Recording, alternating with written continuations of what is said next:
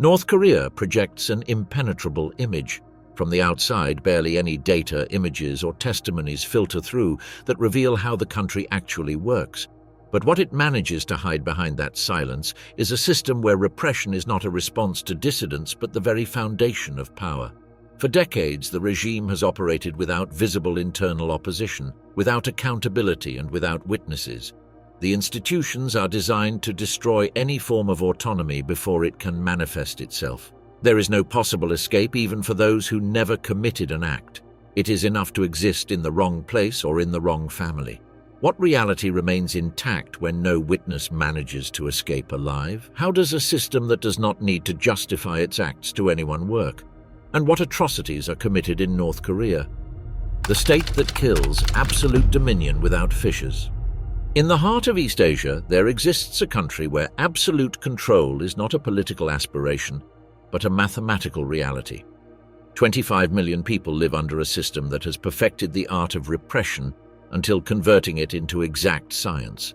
There is no separation of powers, there is no functional parliament, there are no independent courts. The entire governmental apparatus rests upon a single figure, Kim Jong-un, heir to a dynasty that began in 1948 and that has transformed a nation into his private experiment of human domination. The North Korean repressive machinery functions through three organisms that operate like a trinity of terror. The Workers' Party of Korea controls every appointment, every administrative decision, every permitted thought. Its organization and guidance department acts as the invisible brain that detects any ideological deviation within the elite. If a minister does not cry with sufficient conviction during an official act, if a general shows the slightest gesture of independence, the OGD identifies him, classifies him, and eliminates him. The second pillar is the Ministry of State Security, which operates as a lethal combination between Secret Service, political police, and prosecutor's office. It is not limited to surveillance, it penetrates. Its agents supervise private conversations, conduct surprise inspections in homes, monitor facial expressions during public events. They maintain a network of civilian informants organized in surveillance cells called inminban, where each neighborhood, building, and factory has a person responsible who reports any suspicious comment, organizes meetings of ideological self-criticism, and reviews neighboring houses. The third element is the Korean People's Army, which transcends its military function to become the ideological, economic, and logistical arm of the regime. With more than 1 million active soldiers, it not only trains for war, it cultivates rice, builds infrastructure, directs factories, makes arrests. Under the Songun doctrine, the military do not serve the state exists to serve the military, and the military exists to serve the leader. This structure does not allow fissures. The cult of personality of Kim Jong-un is not spontaneous admiration, but systematic construction imposed from the cradle. In every dwelling, office, factory, and classroom, it is obligatory to hang official portraits of Kim Il-sung, Kim Jong-il, and Kim Jong-un. These portraits must be placed higher than any other object, immaculately clean, perfectly framed. State agents conduct unannounced inspections to verify compliance. During official acts, it is required to applaud with measurable intensity. It is not enough to clap mechanically. Facial expressions are recorded, enthusiasm is measured, the duration of applause is timed. Defense Minister Hyun Yong-chol was executed in 2015 for falling asleep during an intervention by Kim Jong-un. His execution was carried out with an anti-aircraft cannon in front of hundreds of military personnel. Censorship operates as total informational isolation. The internal network Kwangmyong contains only content approved by the state. There are no social networks. Foreign media cannot be consulted. Television and radio are completely controlled. The official newspaper Rodong Sinmun publishes daily praise for the leader, ideological messages, and attacks on capitalism. To guarantee this censorship, periodic controls of cell phones, USB memories, and personal libraries are carried out without prior notice. Citizens are trained to denounce each other through the inminban system. School-age children can be used to identify family deviations. If they repeat in class phrases like, "My mom said that in China there is more food," teachers report to the Ministry of Education. This mutual surveillance generates a society where every conversation, every gesture, every expressed thought can become criminal evidence. The social classification system Songbun completes this repressive architecture. Officially implemented since 1957, it divides the population into three hereditary categories. Loyal, those whose families served the party since the revolution. Wavering, those with dubious ideological backgrounds. And hostile, those with backgrounds of collaboration with foreign powers, religious practice, or kinship with people accused of ideological crimes. A citizen can be classified as hostile simply because his great-grandfather traded with Japanese during the occupation, because a distant cousin was executed as a traitor, or because a relative was captured trying to cross the Chinese border. Songbun decisions are not reviewable, are not subject to appeal, cannot be modified through exemplary conduct. This classification determines access to housing, food, education, work, geographic location, travel permits, and ultimately, life or death. This machinery does not exist to serve the citizens exist to serve the machinery. From students to generals, from farmers to doctors, all must demonstrate constant, visible and verifiable loyalty. The repressive apparatus does not rest because it does not need to show force constantly. Its power resides in its omnipresence, in the certainty that every act, every word, every thought is being observed, classified and filed. In this nation, the state does not commit crimes. It defines what constitutes a crime. It does not violate human rights. It determines what is human and what deserves rights. Kim Jong-un's repression machine has achieved an efficiency that transcends common brutality to become something more dangerous, a perfectly functional system of total domination. Public executions, death exhibited as warning. The stadium fills slowly. 20,000 people occupy the stands under a grey winter sky. They have not come by their own choice. They have been summoned by their work supervisors, by the neighborhood committees, by the directors of their schools. In the center of the field, a creaking wheelchair transports a 17-year-old young man. His mouth is gagged, his hands tied. His mother, among the crowd, contains her tears while 3 soldiers aim their machine guns toward her son's chest. 9 shots resound in the frozen air. The adolescent's chest explodes. A collective sigh runs through the stands, followed by silence and then by frantic applause that lasts 10 complete minutes. This young man's crime was listening to South Korean pop music. In North Korea, public executions are not isolated incidents. They are planned, staged state acts used as pedagogical tools of mass intimidation. The scenarios are strategically selected to maximize psychological impact. Stadiums with capacity for 25,000 spectators, school patios where hundreds of adolescents study, rural markets where entire families congregate, urban plazas in the heart of cities. The Sosun Stadium in Pyongyang has witnessed multiple mass executions.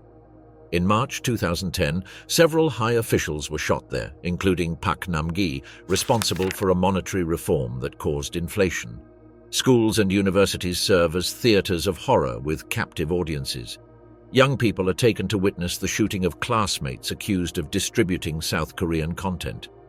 In the city of Hyesun in Ryanggang province, 3 adolescents were executed in front of 500 students.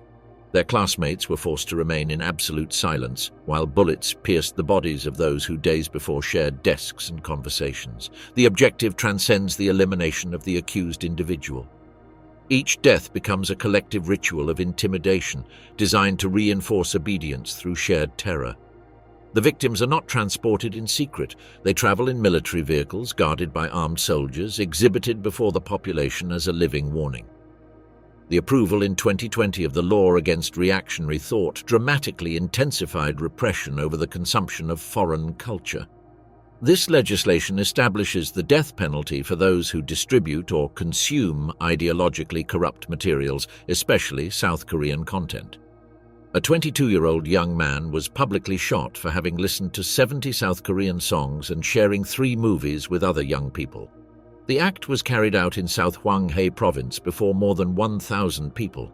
The most shocking case involved 30 adolescents between 16 and 18 years old, executed in public plazas of Hyesan, Sinuiju, and Chongjin.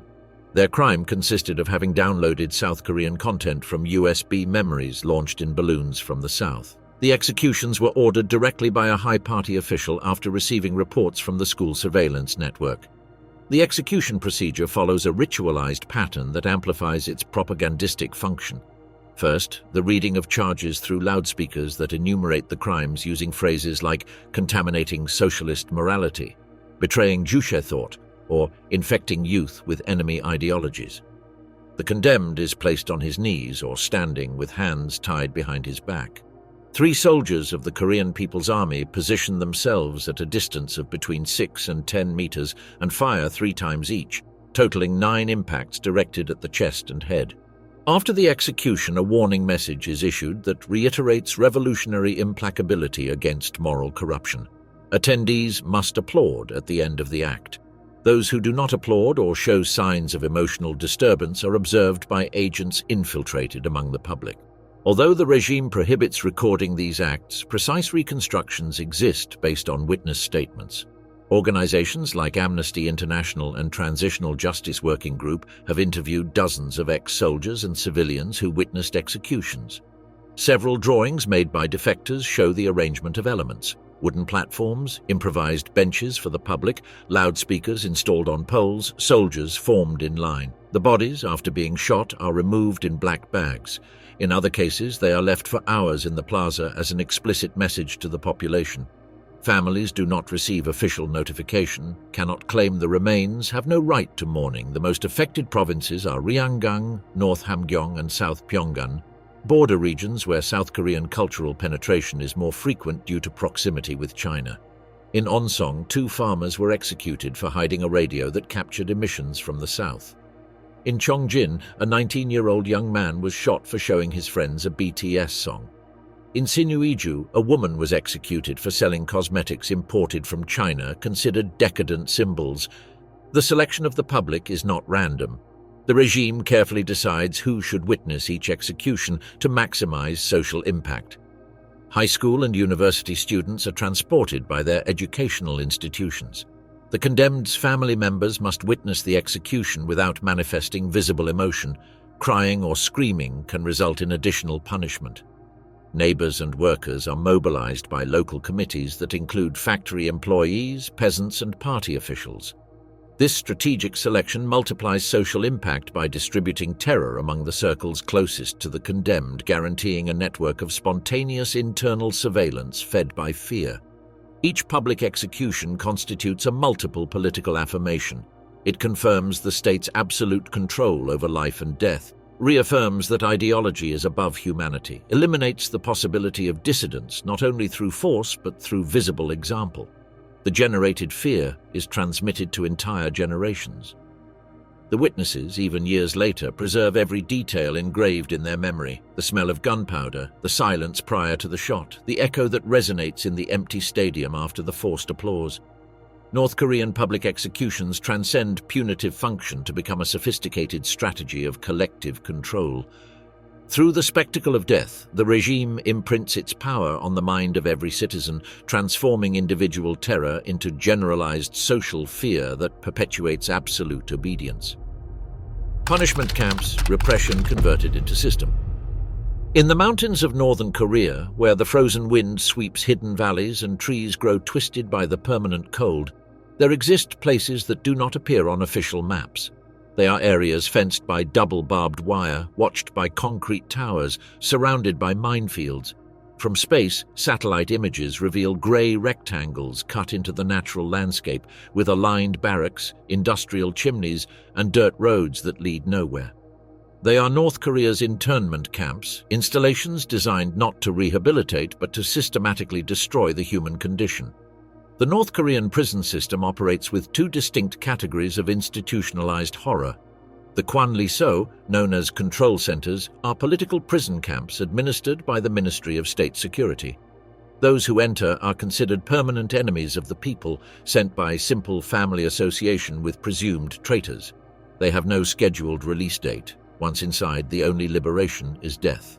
The Kyowaso, called re-education centers, constitute penal prisons administered by the Ministry of People's Security. Here, people condemned for minor ideological crimes are interned, listening to foreign music, consuming capitalist products, showing anti-socialist behaviors. Unlike the Kwanliso, the Kyowaso have defined terms, generally between 3 and 15 years. However, very few survivors manage to return in normal conditions. Satellite images have identified at least 6 active political camps. Camp 14, located in Kaichon, South Pyongan Province, occupies approximately 155 square kilometers and houses between 15,000 and 20,000 prisoners. It is a mixed complex that combines forced labor in mining, textile manufacturing, and subsistence agriculture. Camp 15, known as Yodok, extends over more than 370 square kilometers in the mountains of South Hamgyong. During its period of maximum operation, it housed up to 50,000 people, including women, children, and elderly. It was divided into differentiated zones, punishment sections for prisoners considered irrecoverable, and re-education areas where some inmates could theoretically be liberated after demonstrating ideological repentance.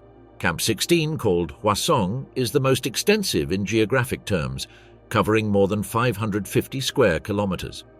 It is dedicated exclusively to high-risk political prisoners, many of them ex-party officials who lost leadership favor. Satellite images reveal watchtowers spaced every 100 meters, extensive tree-cutting zones, coal mines, and industrial complexes where prisoners manufacture products for export. Living conditions inside these camps redefine the limits of institutionalized cruelty. Prisoners must work between 12 and 16 hours daily, without rest days, under climatic conditions that oscillate between extreme summer heat and temperatures of 30 degrees below zero in winter. Tasks include exploitation of coal mines without adequate ventilation, construction of dikes using only rudimentary tools, and manual agricultural work on mountainous terrain. Work is directly linked to the internal punishment system. If a prisoner does not fulfill his daily production quota, he receives physical punishment, food reduction, or is sent to underground isolation cells. Quotas are established above normal human physical capacity, guaranteeing that most inmates are punished regularly. Daily feeding consists of a cup of watery corn or soy soup and a portion of rice that does not exceed 200 grams. Prisoners supplement this diet with rats, insects, tree bark, and roots they find during work shifts. Deaths from starvation are so frequent that bodies are piled in sheds until their burial in common graves is authorized. Torture methods systematically applied include beatings with wooden sticks or electric cables, suspension of the prisoner from the ceiling for hours, forcing him to maintain squatting positions without moving for more than 24 hours, and isolation in dark cells for periods of 10 days. Punishments are applied for minor infractions like staring at a guard, not greeting with sufficient enthusiasm, or simply showing signs of physical exhaustion. Several testimonies document systematic medical experimentation performed on malnourished prisoners. Experiments include tests with unidentified chemical compounds, injections that provoke extreme fever, internal hemorrhaging and convulsions, and observation of physical reactions to unknown substances. In Camp 22, ex-security officials described experimentation with lethal gases in sealed rooms, applied to entire families to observe the effects of different toxic concentrations. Female prisoners suffer systematic rape by guards and officials. Those who become pregnant are forced to abort. Those who manage to give birth must work pregnant until the moment of delivery. Babies born alive are immediately separated from their mothers and disappeared from official records. There are no birth records within the camps, converting these children into non-persons without legal identity. The most detailed testimonies come from defectors who managed to escape. Shin Dong-hyuk was born in Camp 14 and knew no other reality until escaping at 23 years old. He witnessed the execution of his mother and brother for planning an escape. He himself was tortured for weeks, and his body preserved scars from burns and amputations. His testimony reveals that prisoners must defecate in the same containers where they prepare food, and that he witnessed the death by starvation of 8- and 9-year-old children. Kang Chol-hwan was interned in Camp 15 for 10 years.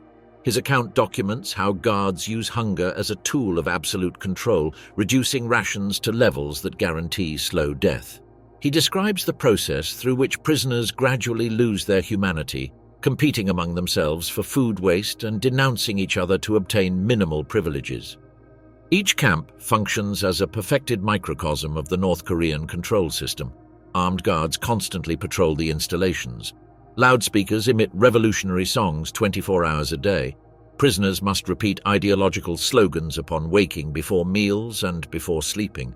There are surveillance cameras even in communal latrines.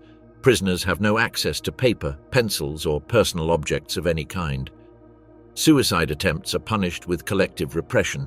If an inmate tries to take his life, 5 others are detained to investigate a supposed conspiracy network. If someone tries to escape, 10 prisoners are randomly selected to be executed as a deterrent message. The camps have no morgues or funeral facilities. When a prisoner dies, his body is transported by other inmates toward nearby forests, where it is buried in common graves without identification or marks. In winter, bodies freeze and can remain for days without being removed. Current estimates indicate that between 80,000 and 120,000 people continue interned in these camps. The majority has not been formally judged, does not know the specific charges against them, has no access to legal representation, and does not know when, if ever, they will be liberated. Satellite images captured between 2020 and 2023 show expansion of agricultural zones within several camps, construction of new industrial facilities, and enlargement of residential areas for guards and administrators. This evidence suggests that the system is not being dismantled, but optimized for greater productive efficiency. The Kwanliso and Kyowaso are not prisons in any conventional sense of the term. They are institutionalized human annihilation systems designed to erase individual identity, destroy family bonds, eliminate personal dignity, and use terror as a tool of social control. The regime does not seek to rehabilitate inmates. It seeks to systematically destroy them while extracting maximum economic value from their degradation. The 3 generations condemned inherited guilt as sentence. In a humid cell of Camp 14, an 8-year-old child learns to count using stones he collects during his forced labor shifts. He does not know how to read or write. He does not know his real surname. He does not understand why he lives surrounded by barbed wire and watchtowers. His only crime was being born. His grandfather, whom he never met, was accused of treason to the state 30 years ago. In North Korea, guilt is inherited like a genetic disease that is transmitted from parents to children for 3 complete generations. The principle of intergenerational punishment, known as Yeonjwaje, constitutes one of the most perverse pillars of the North Korean repressive system. Inspired by traditional Asian concepts of collective responsibility, this system established that up to 3 generations of a family can be punished for a single act considered ideologically dangerous. The fundamental premise is that bad blood is inherited, that counter-revolutionary thought is transmitted genetically, and that the only way to eradicate dissidence is to completely eliminate the dissident's lineage. When someone is accused of treason, espionage, disloyalty to the party, or ideological crimes like practicing Christianity or consuming foreign culture, his wife, children, parents, and eventually grandchildren will also be punished. These are not symbolic punishments or social exclusion. It translates into mass arrests, forced deportations to political camps, total loss of civil rights, and frequently, execution. The legal structure that justifies this massive application of collective punishment is the Songbun classification system already mentioned in the first chapter. However, its specific application in generational punishment merits detailed analysis.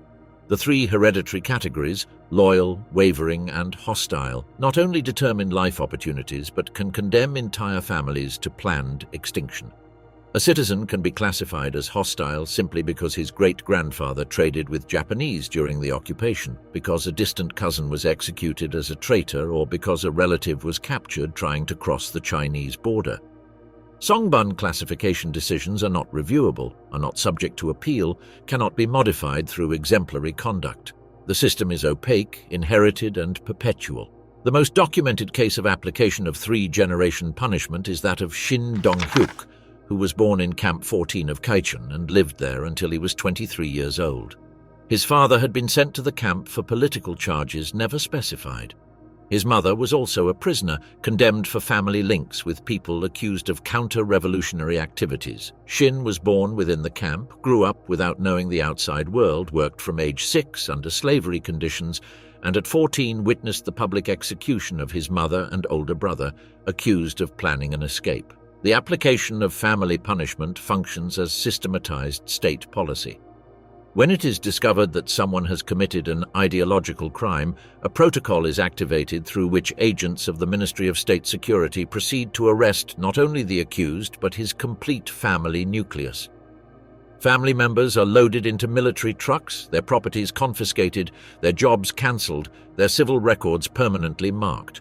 A police official who defected in 2013 related the standard procedure. When a man is captured for escape or contact with foreigners, they proceed automatically to arrest his wife, children, and parents. It does not matter if the family members knew about the accused's activities, if they approved them, or if they tried to dissuade him. Kinship constitutes sufficient proof of hereditary guilt. In one of the cases documented by Transitional Justice Working Group, a mother and her 9-year-old daughter were sent to Camp 15 after the husband was captured, listening to a foreign radio station. The man died in prison during the first year. The mother and child spent 7 years in the camp before being liberated for demonstrated lack of dangerousness. The child left without knowing how to read or write after having worked in agricultural fields since age 10, carrying stones and collecting organic waste. Many political prisoners arrived at the camps without having committed any personal act. They were born there, children of parents who were also born there, grandchildren of grandparents who were the only ones in the family who were really accused of some specific crime. These children have no civil registry, have no right to education or medical care, know no other reality than walls, minimal food rations, and forced labor from childhood. From age 10, these children are assigned to tasks that include collection of human excrement to fertilize agricultural fields, loading stones for construction projects, tree cutting in mountainous forests, and textile work in workshops without ventilation. Reports from Camp 22 of Horyong describe child mortality rates superior to 30% in the first 2 years of life, not from disease, but from malnutrition, hypothermia, and systematic physical abuse. The regime does not recognize these children as North Korean citizens. They are collateral products of the punitive system, non-persons without legal identity who exist solely to work until death. They do not appear in censuses, have no official names, cannot marry or form families. They live and die as bureaucratic ghosts. The logic of three-generation punishment is not a historical remnant in process of abandonment. It continues to be applied selectively but systematically. Cases documented between 2016 and 2023 show arrests of adolescent children, wives, nephews, and even distant cousins of defectors who managed to escape to South Korea. In the 2023 report of the U.S. State Department, several defectors explain how, after successfully escaping, their parents were transferred to remote zones without possibility of subsequent contact. Punishment by kinship operates through administrative orders that are not subject to review or appeal. Decisions are made by party committees in combination with Ministry of State Security officials. Once the dangerous origin of a family is determined, transfer or confinement is executed, eliminating those affected from civil registry and leaving them outside the legal system. The application of generational punishment follows a specific bureaucratic hierarchy. Identification of the accused as ideologically dangerous, tracking of his family links up to 3 generations, execution of the purification protocol by origin, approval of administrative transfer to political camp, and elimination from civil registry. Estimates by organizations like Human Rights Network for North Korea indicate that up to 60% of current political prisoners were sent for inherited guilt. Many do not know why they are there, do not know the specific crimes supposedly committed by their ancestors, do not understand the connection between their present suffering and acts performed by people they never met. It is calculated that more than 30,000 children were born within political camps between 1990 and 2023. Only a few hundred have managed to leave alive, and even fewer have escaped the country to testify about their experiences. The majority of these children die before reaching adulthood, victim of systematically lethal conditions designed to guarantee that hostile bloodlines become extinct naturally. The 3-generation punishment policy transcends conventional political repression to become a social engineering project through selective genocide. It is not simply about punishing dissidents. It is about eradicating the genetic possibility of future dissidents. The regime operates under the premise that certain lineages are inherently dangerous and must be completely eliminated to preserve the ideological purity of the state. This practice constitutes one of the most systematic and prolonged crimes of the North Korean regime. It is not an authoritarian deviation or temporary excess. It is a structural component of the social control system, a tool designed to break the family fabric, eradicate dissidence from its biological root, and remind every citizen that loyalty is not a personal decision, but a hereditary obligation that extends to unborn generations. In North Korea, no one is safe if their blood is considered impure. Guilt is inherited like an incurable disease that condemns entire families to planned extinction. Crimes without sense, total control over body and mind. A mother runs toward her burning house. Her two small children are trapped inside, screaming while fire consumes the wooden walls. Without hesitation, she throws herself through the flames, embraces her children, and takes them to safety.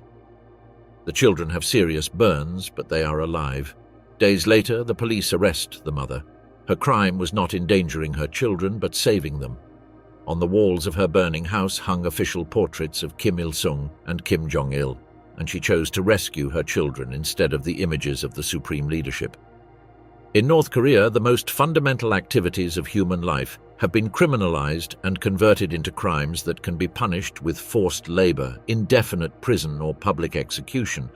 Acts as everyday as choosing a haircut, listening to a song, professing a religious faith, or even smiling on the wrong day constitute crimes against the state that justify the destruction of human lives. Foreign music, especially South Korean content, is considered a form of psychological warfare designed to corrupt the ideological purity of North Korean youth.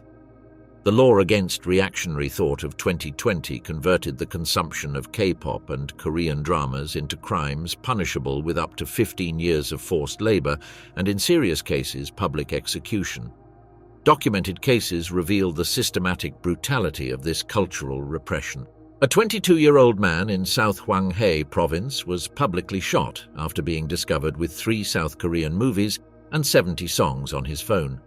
In 2024, 30 adolescents between 16 and 18 years old were executed in public plazas of Hyeosan, Sinuiju, and Cheongjin for watching South Korean content downloaded from USB memories launched in balloons by Southern activists.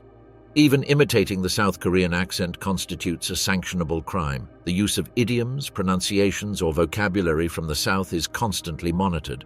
Students have been reported by teachers and sent to linguistic rehabilitation programs where they are forced to repeat phrases in the official North Korean dialect until they are considered cured of their verbal contamination.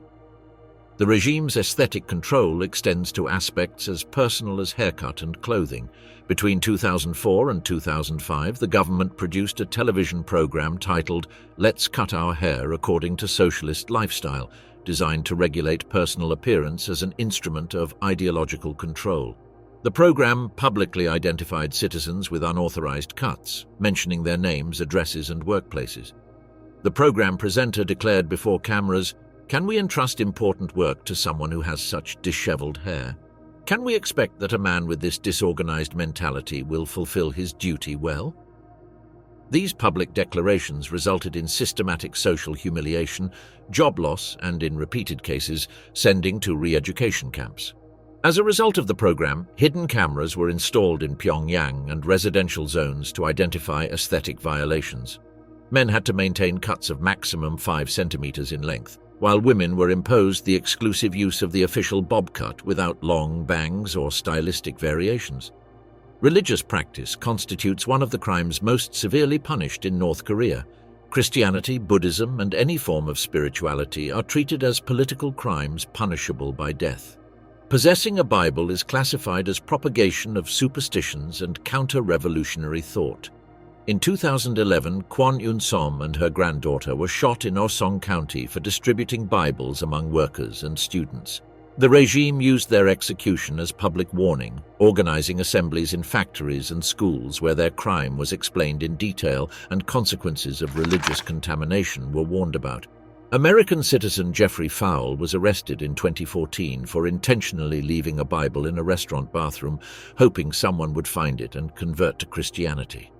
After 5 months in prison, he was expelled from the country, but only because his nationality gave him value as a tool for diplomatic negotiation. Kenneth Bae, a South Korean citizen of American origin, was sentenced to 15 years of forced labor for evangelistic activities. His case generated international attention, but thousands of North Koreans have been executed or sent to camps for identical religious crimes, without the outside world learning their names or destinies. Even traditional superstitious practices like fortune-telling are punished with death. In 2017, a 20-year-old woman was executed by firing squad in Chongjin for telling fortunes to neighbors desperate for guidance about their lives. In 2019, 2 young fortune-tellers were executed in Hamgyong in front of tens of thousands of spectators accused of anti-socialist behavior affecting preservation of social order. The consumption of pornography, although natural in any society, is treated as ideological treason. A 15-year-old adolescent was sent to a labor camp along with his parents after being discovered watching sexual material while his parents were not home. The regime considered that consumption of foreign pornography exposed citizens to alternative lifestyles that contradict the official narrative about the moral superiority of North Korean socialism. Article 194 of the Decree on Decadent Conduct establishes that any person who consumes content reflecting carnal or grotesque aspects will be punished with forced labor of up to 5 years, and in cases where the content is foreign, can justify execution. Even smiling can become a crime depending on the calendar. July 8th, anniversary of Kim Il-sung's death, is declared a national mourning day. Any citizen caught smiling, speaking loudly, or showing signs of happiness can be arrested for lack of respect toward the nation's founder. Citizens must show visible pain, cry in public, and participate in veneration ceremonies at official statues. Possession of official portraits of the supreme leadership is obligatory in every home, but is also strictly regulated. Portraits must hang higher than any other object, be kept immaculately clean, and be perfectly framed. If portraits are dirty, crooked, or incorrectly located, residents can be accused of ideological disrespect. The mother who saved her children from the fire was investigated for months for having allowed the supreme leadership images to burn while rescuing her children. A farmer who ran to save the portraits from the same house was declared a national hero, while she was condemned by official media as an example of ideologically corrupt priorities. These apparently absurd criminalizations serve a systematic function: eliminate any space of personal autonomy, individual creativity, or independent thought. Every aspect of human life must be subject to state control. Every personal decision must reflect political loyalty. Every aesthetic expression must demonstrate ideological adherence. The control of aesthetics and morality is not an authoritarian whim. It is an essential component of the totalitarian project. By criminalizing personal taste, cultural expression, and spiritual search, the regime attempts to erase any trace of private humanity that escapes political control. Every North Korean citizen must live under the certainty that their appearance, cultural preferences, personal beliefs, and even emotional expressions are being constantly monitored. The normalization of this total surveillance has created a society where paranoia is rational, conformity is survival, and authenticity is treason. In North Korea, there is no distinction between the personal and the political. Every private act is a public act. Every individual gesture is an ideological declaration. Every moment of human life is an opportunity to demonstrate loyalty to the state or to commit treason. The criminalization of fundamentally human activities has created a society where being authentically human constitutes a capital crime. Internal purge, power built on corpses. On December 8, 2013, during a Politburo meeting in Pyongyang, 2 armed guards silently entered the conference room. They went directly toward Jang Song-taek, Kim Jong-un's political uncle and one of the most powerful figures in the regime. Without explanation, they handcuffed him in front of the highest ministers and generals in the country. 4 days later, Jang was executed. His officially declared crime, attempting to build a personal faction and betray the supreme leadership. His real crime representing a potential threat to Kim Jong-un's consolidation of absolute power. When Kim Jong-un inherited North Korea's leadership in December 2011, he was 27 years old, lacked significant political experience, and faced the challenge of legitimizing himself before an elite that considered him a transitional leader. His response was to implement one of the most systematic and brutal purge campaigns in the regime's history, eliminating any figure who could represent an alternative center of power or influence. Between 2011 and 2020, more than 70 high-ranking figures were executed, disappeared, or degraded. The list includes defense ministers, chiefs of staff, intelligence agency directors, ambassadors, regional governors, and members of the Kim family itself. These purges were not impulsive reactions to specific threats. They constituted a planned strategy of power consolidation through systematic elimination of all internal competition. The first signs of the purge campaign appeared months after Kim Jong-un assumed leadership. Ri Yong-ho, chief of the general staff and key figure in the power transition, was removed in July 2012 for supposed health reasons. Subsequent reports revealed he had been purged for showing resistance to accepting orders from the new leader who had not yet consolidated his authority over the military apparatus. The case of Jang Song-taek marked a turning point in the brutality and publicity of the purges. Jang had been a central figure in the regime for decades, married to Kim Jong-il's sister, controlled internal and external economic networks, and many considered him the power behind the throne during the transition. His public arrest and immediate execution sent an unequivocal message. No one, regardless of their position, history, or family ties, was safe from Kim Jong-un's absolute authority.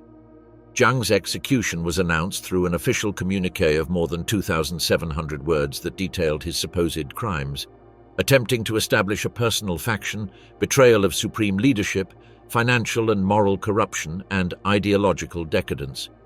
The communiqué described Jang as a promiscuous, corrupt, and traitorous person who had attempted to undermine state stability. After his death, dozens of his collaborators, family members, and associates were arrested. In April 2015, Hyun Yong-chol, defense minister, was executed for showing lack of respect toward Kim Jong-un. According to South Korean intelligence reports, Hyun had been seen sleeping during a military event and had shown signs of insubordination in private meetings.